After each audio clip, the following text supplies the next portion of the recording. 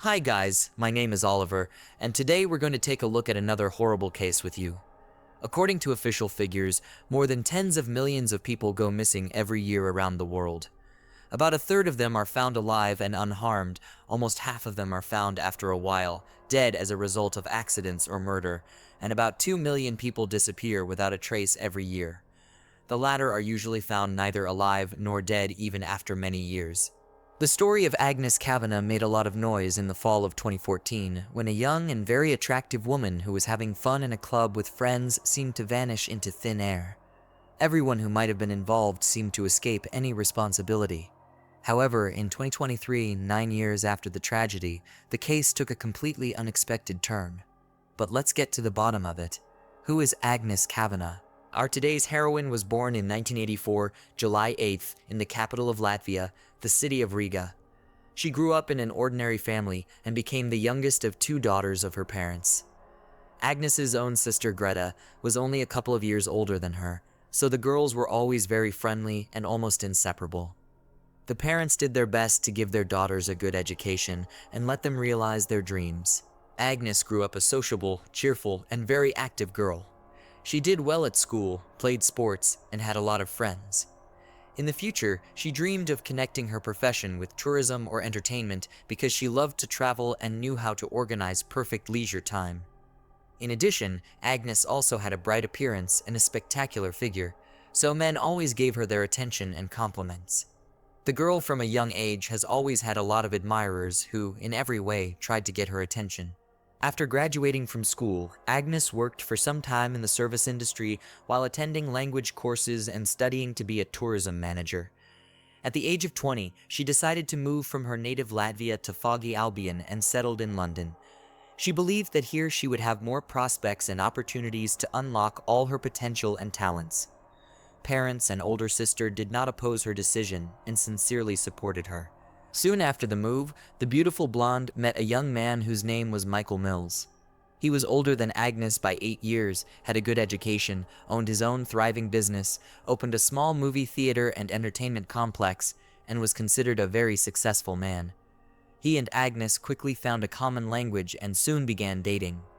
Michael wooed Agnese beautifully, gave expensive gifts, together they traveled, and made far-reaching plans for their future. The couple was truly in love and happy. It seemed that a long and prosperous life awaited them. According to the memories of those close to Agnese, this was her first true love. She seemed to glow at the sight of her chosen one and dreamed of becoming his lawful wife soon. In 2014, Klavina was offered a 3-month labor contract as an administrator in one of the largest, most popular nightclubs in the Spanish resort town of Marbella. Naturally, this job implied a temporary move to another country, but the ambitious and purposeful young woman did not want to miss this opportunity at all. Michael could not give up everything and go to Spain with his beloved because of his job, but he was not against her signing the contract. For Agnese, it was a great opportunity to try herself in a new field of activity, to gain invaluable experience, and perhaps further move and develop in this direction. It should be noted that Marbella is one of the most famous and attractive resorts on the Mediterranean coast. Here come vacationers from different parts of the world, mostly wealthy people who go to have fun and spend money. Here you can often meet show business stars, as well as famous athletes and businessmen. Klavina, who has always been very sociable, liked working in such a place. Before moving, she visited her family in Latvia and told them that she had signed a favorable employment contract for 3 months. She also shared another piece of good news. After returning to England, she and Michael were planning to get married. Dad, Mom, and sister were genuinely happy for Agnese and wished her luck.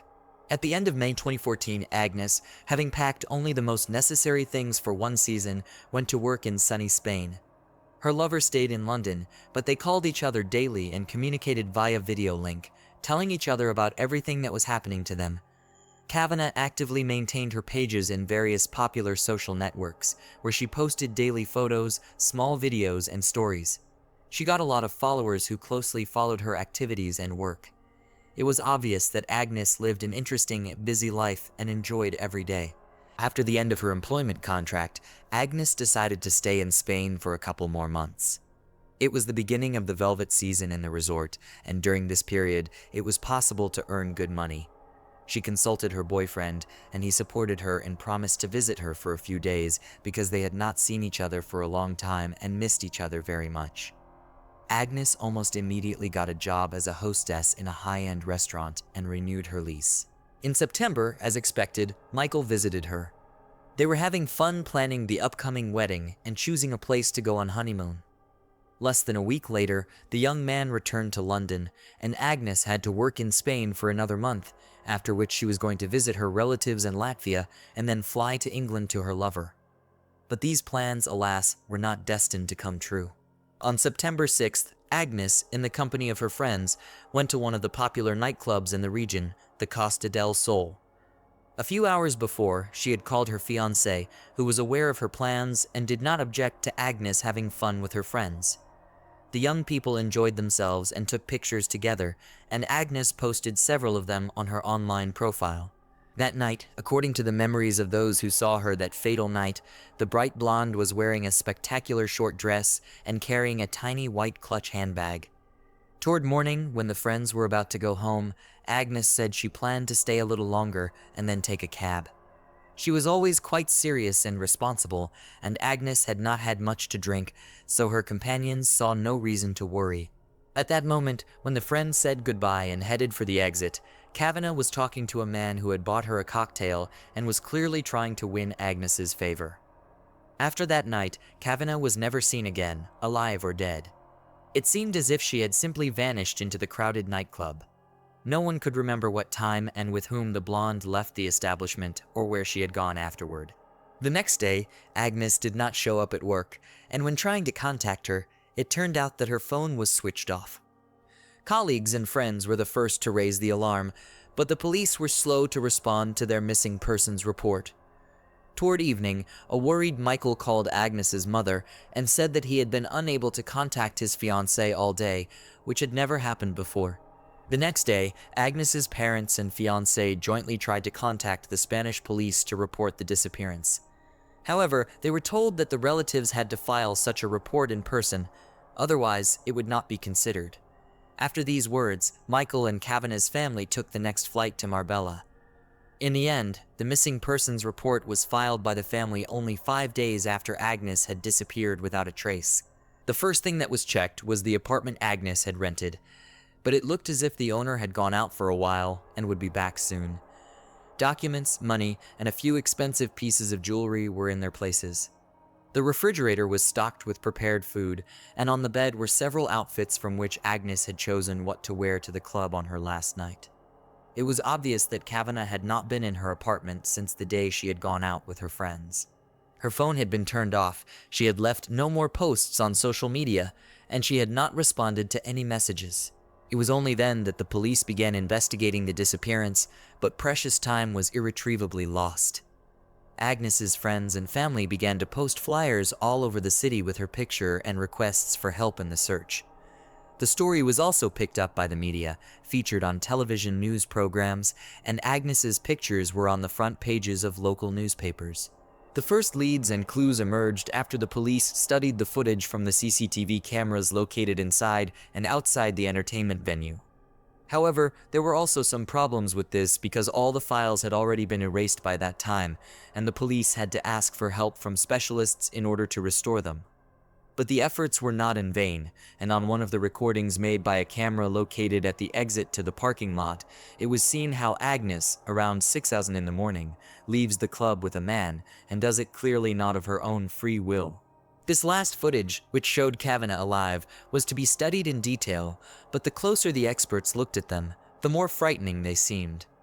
Agnes was being led by a man of large build, and it was obvious that she was walking with him under compulsion because he was holding her tightly by the waist. Agnes looked frightened, tried to break free several times, and said something emotionally, but her companion persistently led her to the parking lot, where he literally forced her into his Mercedes A63 with tinted windows. At the moment when the big man was pushing her into the cabin, it was visible that another man was already inside, while the first man was heading for the driver's seat. Agnes managed to open the car door, after which she tried to get out and escape. But at that moment, the doorman, who was standing next to her, came up, and the driver gestured and said something. The doorman pushed Agnes back into the car, after which the driver handed him something, apparently a cash reward for his help. About 6 minutes after Agnes was in the car, her phone was switched off and was never switched on again. It was also impossible to trace the further movement of the vehicle because there were no CCTV cameras along the way. It became obvious that the men who were in the cabin were the last to contact the missing beauty. Surprisingly, the case was given a high level of secrecy from the start. Everyone involved in the investigation signed non-disclosure documents, and information was not only kept out of the press, but even Agnes's loved ones were hardly ever given any information. For the first few months, parents and fiancé were kept in the dark. They were only told that the investigation was underway, and that it was too early to draw any conclusions. But judging by the fact that Agnes had not given any information about herself during this time, there was little hope that she was still alive. Michael periodically gave interviews in which he asked for help in finding his fiancée, but no one ever responded to his requests. Only 6 months later, the relatives were shown the very footage from the club cameras, as well as the names of all 3 men who had last contacted Agnes. The large man who had forcibly taken the young woman out of the club and pushed her into the car was identified as Wesley Capper, the son of a well-known British millionaire and a very powerful man. In the passenger compartment of the car sat his longtime buddy named Craig Porter, who had no particular occupation and was periodically on the police's radar. The third was a dark-skinned doorman whose name was Sean Usman. Porter and Usman stated unanimously under interrogation that they were innocent, that Agnes had gotten into the car voluntarily. According to Capper, he and a friend spotted the beautiful blonde in a club and approached her to get acquainted. She was allegedly already pretty drunk, which contradicts the testimony of her friends, but didn't refuse a drink when they bought her one. Wesley then proposed to continue the party at his luxurious house in the country, to which Agnes agreed. Already in the car, Agnes allegedly changed her mind about going to the private party at Wesley's house and asked to be dropped off in the middle of the road, saying she would take a cab and go to her home. The man claimed to have dropped the passenger off where she asked, which was an unlit stretch of road that soon turned out to have no CCTV cameras either. But Craig Porter could neither confirm nor deny the words of Wesley Capper because he himself, according to his confession, was also very drunk and did not even understand when and how Agnes was in their car. Moreover, he stated that he fell asleep as soon as they drove away from the parking lot, and when he woke up, the young woman was no longer in the cabin. The third suspect, the doorman Sean Usman, also said that Agnes Klavina was drunk, but could not answer the question whether she had gotten into the car voluntarily. He did, however, confirm that when the car touched down, the blonde opened the door and almost fell out as she was driving. Then the doorman, at the request of the driver, slammed the door, for which he received a substantial tip. When Sean Usman was asked whether he thought it was strange that the woman had tried to escape by jumping out of the car while walking, he said he didn't think it was an escape attempt. In his opinion, she could have accidentally opened the door because she was intoxicated. He also added that Agnes did not scream or ask for help. The footage clearly showed Wesley Capper forcefully leading Agnes to the car, holding her by the waist and wrist. Wesley's defense was that Agnes was dizzy, and he was holding her down so that she would not fall. Sometime later, the investigation came across another curious, but also strange and frightening video, which was made in Soto Grande, in the south of Spain, in the port of Puerto de la Duana. The luxury yacht of John Capper, a millionaire who was the father of one of the suspects, was moored there.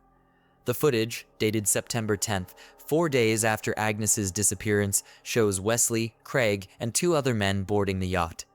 They were carrying a large suitcase, which, judging from the footage, was quite weighty, as well as a rolled-up carpet.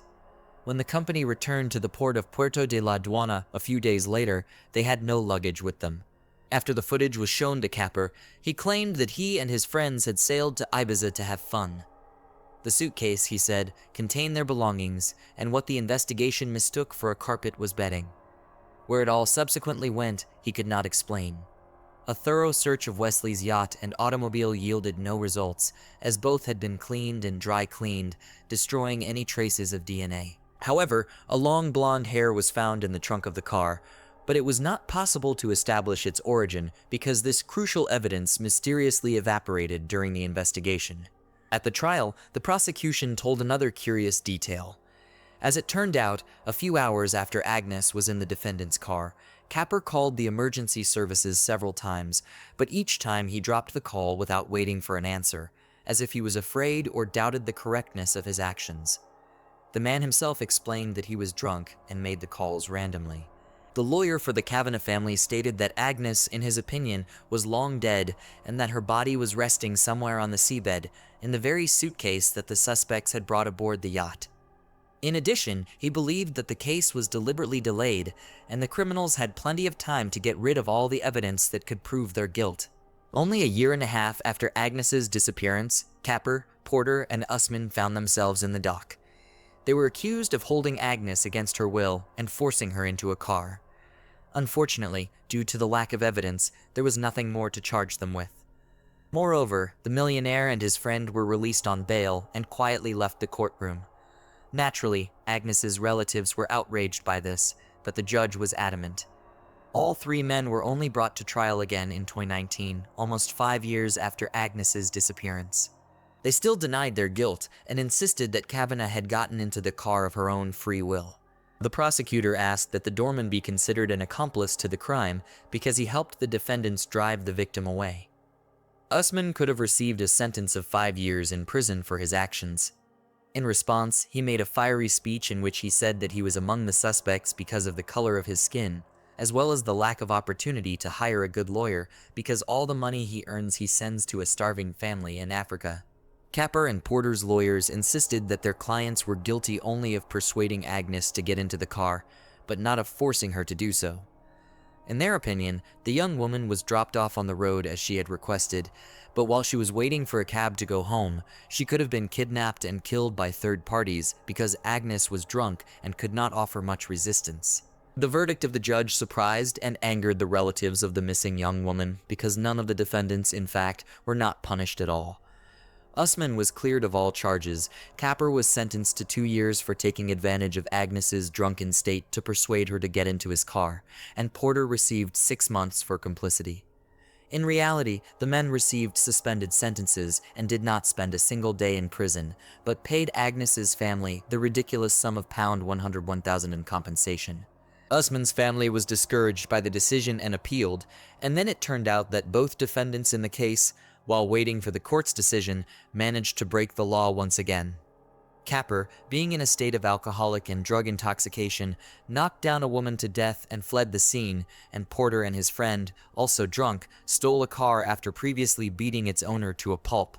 But even for this serious crime, Capper was sentenced only to probation, thanks to the brilliantly built defense of his lawyers. He paid a large sum in compensation to the family of the woman killed under the wheels of his car, and he himself remained at large. Porter was less fortunate this time, and he still went to jail, but there is no information in public sources about the sentence he received. In 2021, almost 7 years after Agnes's disappearance, the main suspect in the case was punished. Wesley had been living an immoral lifestyle all this time, abusing alcohol and illicit substances, which had severely compromised his health. At the height of the COVID pandemic, he found himself in a hospital bed, and when he thought he had conquered the disease, he suddenly had a stroke. Capper died on July 26, 2021, in his 44th year of life. At that time, Agnes's parents filed another appeal with the court, but now the suspect can no longer be prosecuted because he is dead. No matter what the Supreme Court decides in this difficult case, an unexpected twist 9 years later. Although Agnes Klavina was never found dead or alive, she was still presumed dead. Sometime later, her parents, sister, and fiancé agreed with the lawyer's version that the criminals had placed Agnes's body in a suitcase, which was subsequently loaded onto a yacht and dumped somewhere on the high seas so that it could not be found. However, in the summer of 2023, 9 years after Agnes disappeared without a trace, the case took an unexpected turn. In mid-June, a gardener of one of the elite golf clubs located in the Costa del Sol region cleaning the area found a strange object near the coast, which upon closer inspection turned out to be an old, badly damaged suitcase. The man did not dare to open it himself and called the police. Inside the suitcase, law enforcers found human remains. The examination showed that the bones found belonged to a young woman whose approximate age at the time of death was 25-35 years old.